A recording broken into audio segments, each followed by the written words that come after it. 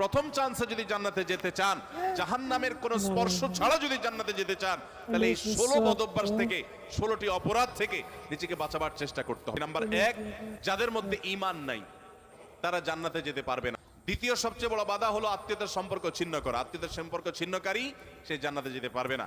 তৃতীয় বড় বাধা হলো যারা চগলখড়ি বদঅভ্যাস আছে, এই রোগটা।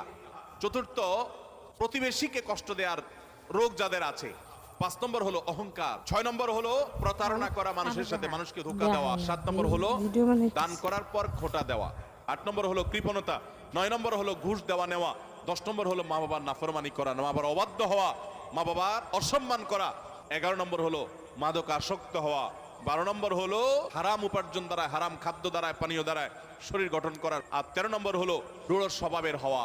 14 নম্বর হলো গণক হওয়া। 15 নম্বর হলো ব্ল্যাক ম্যাজিক করা, ব্ল্যাক ম্যাজিশিয়ান। আর 16 নম্বর হলো সিল্কের পোশাক পরা।